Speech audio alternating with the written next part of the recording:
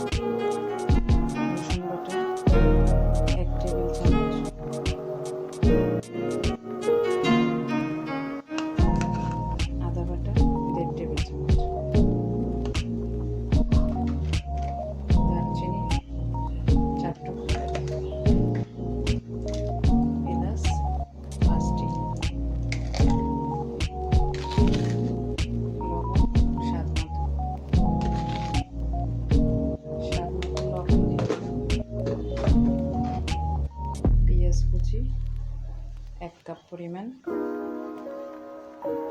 পরিমাণ মতো তেল দিয়ে মাংসটাকে ম্যারিনেট করে নেব। আমি হাত দিয়েই মেখে নিচ্ছি। সমস্ত মশলা একসাথে হাত দিয়ে মাখিয়ে নিচ্ছি।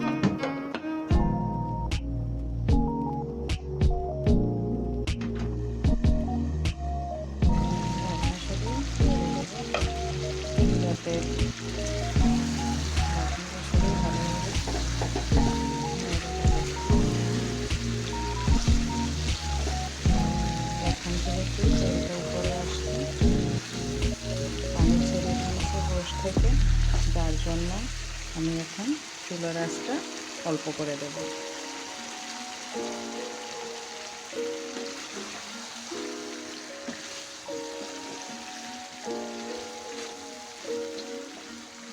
অল্প করে আর চুলার আঁচ দিয়ে ঢাকনা দিয়ে ঢেকে দেব। সিদ্ধ না হওয়া পর্যন্ত রান্না করতে থাকবো। সিদ্ধ হওয়া পর্যন্ত রান্না চলবে।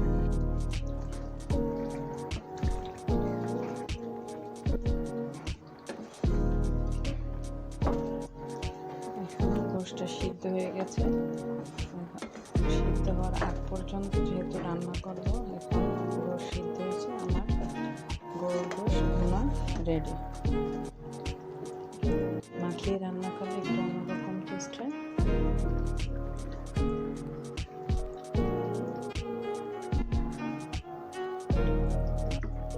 ভেঙে শেয়ার করছি। হাত দিয়ে চাপ দিলেই মাংসটা সরে আসছে।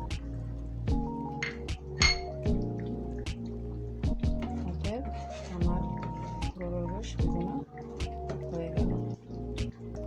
কাঁঠালের বীজ আগেই ধুয়ে পরিষ্কার করে রেখেছি। আমি এটা আজকে গরুর গোশের ভিতর দিয়ে দেব।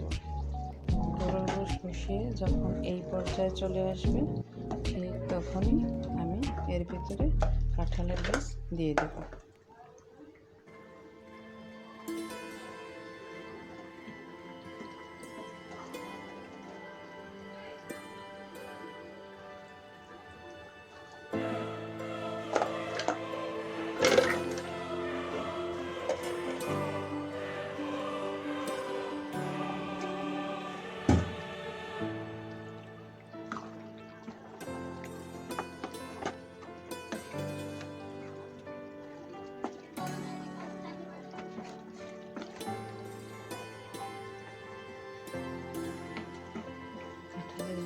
সিদ্ধ না হওয়ার আগ পর্যন্ত একটু ঢাকনা দিয়ে ঢেকে দেব।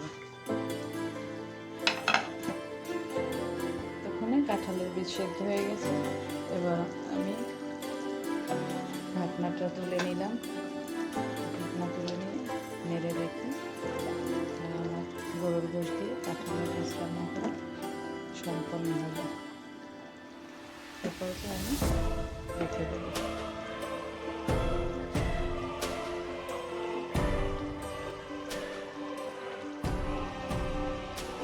আপনাদের সাথে আমি কাঁঠালের বীজটা ভেঙে শেয়ার করলাম।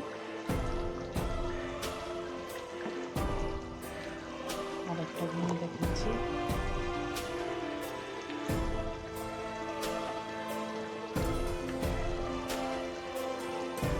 এখন খাওয়ার জন্য প্রস্তুত।